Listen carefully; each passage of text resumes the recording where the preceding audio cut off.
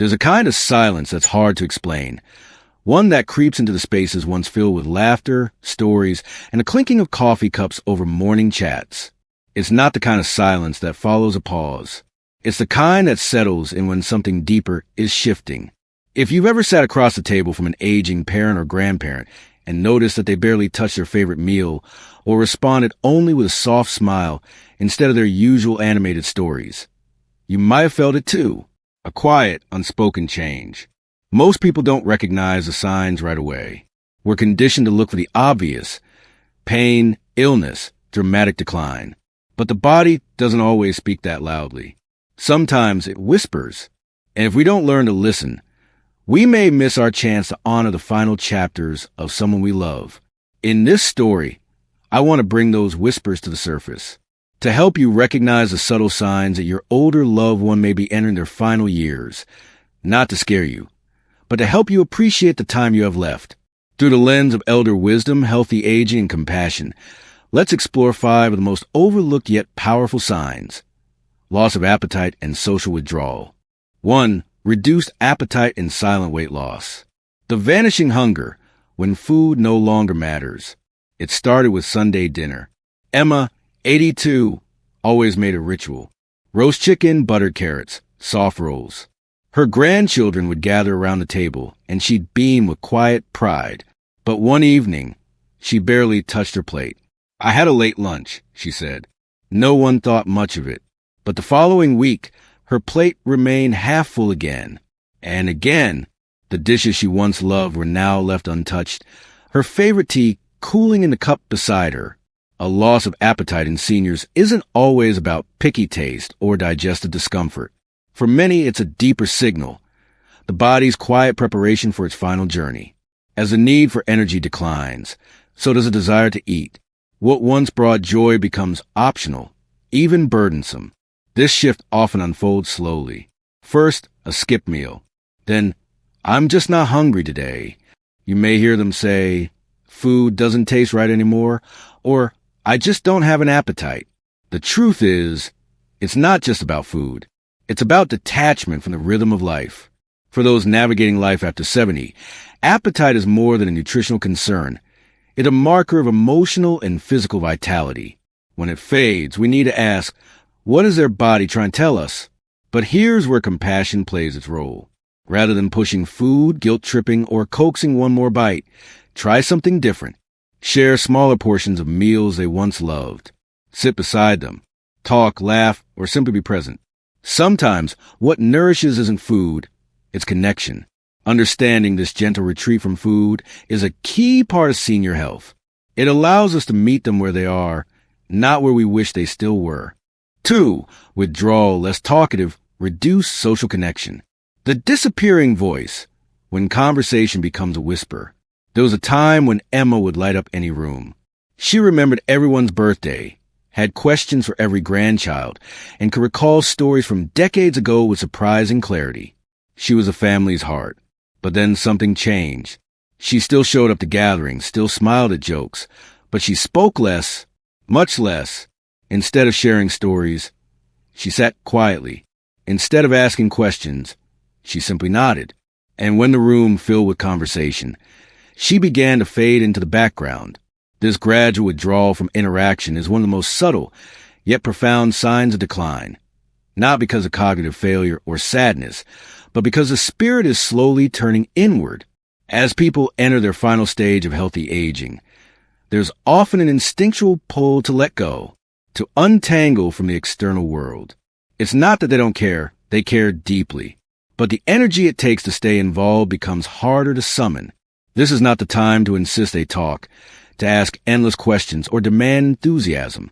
Instead, it's a moment to honor the space they're in, to practice active aging not through activity, but through presence. Sit with them. Share a song from their youth. Show them an old photo. Let the silence be a comfort, not a void. There is elderly wisdom in knowing when to step back, and there is love in walking beside them as they do. 3. Sleep more, stay tired longer. The long sleep, when the days grow quiet. In the final months of Emma's life, something else began to shift. Something more difficult to name. She began sleeping more. A lot more. Afternoon naps stretched longer. Morning started later. Some days, it felt like she was barely awake at all. It wasn't the kind of tiredness that a good night's sleep could fix. It was something deeper.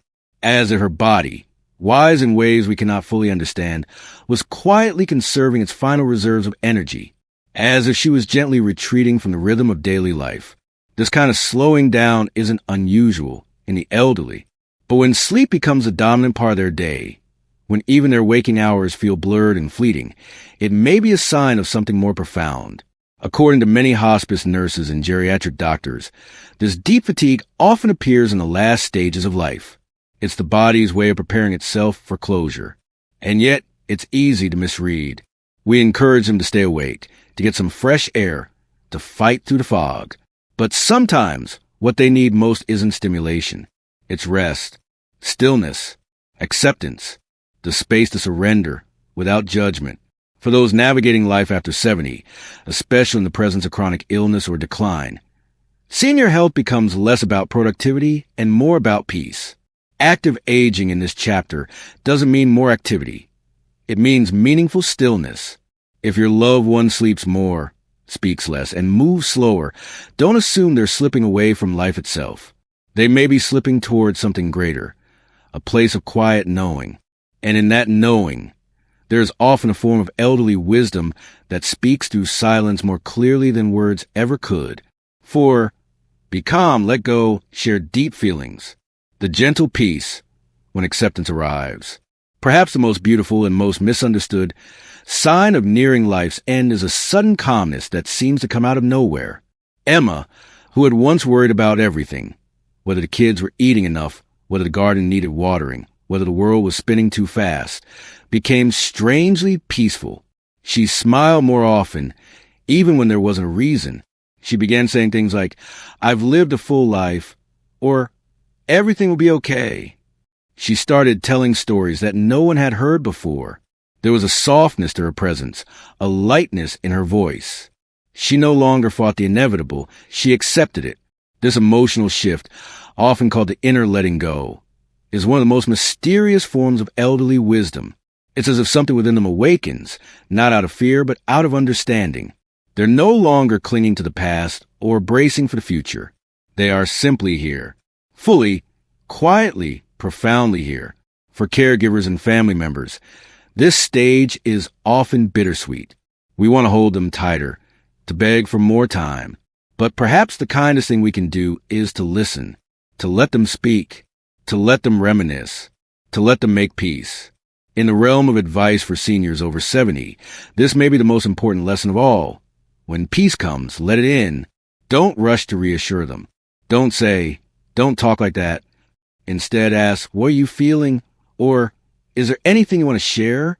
These moments of grace of clarity are often their final gifts, not just to us, but to themselves.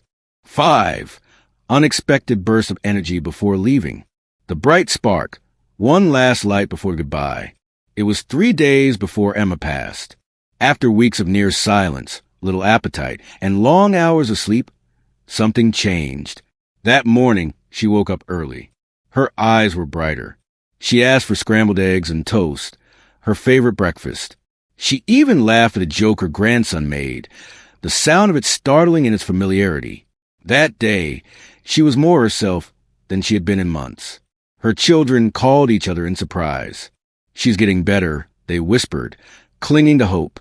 But what they didn't know, what most families don't realize, is that this sudden burst of energy is not a recovery. It's a final gift, a parting light, a mysterious phenomenon hospice caregivers often call the rally, a final moment of clarity, presence, and connection before the body lets go. It can feel like a miracle, but it's a whispered goodbye, not a beginning. For those experiencing life after 70, especially at life's edge, this moment is sacred.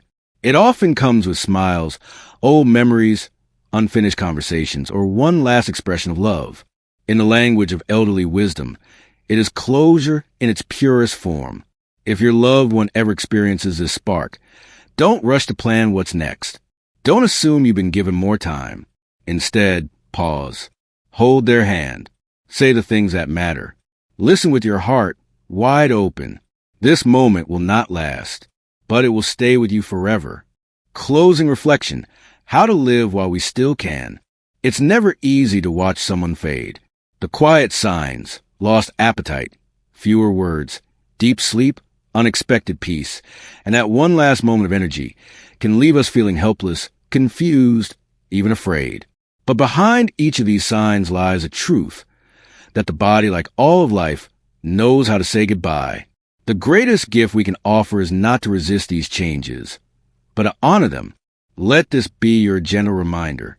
If you have an elderly loved one, don't wait for the perfect moment to visit. Make time now. Sit with them.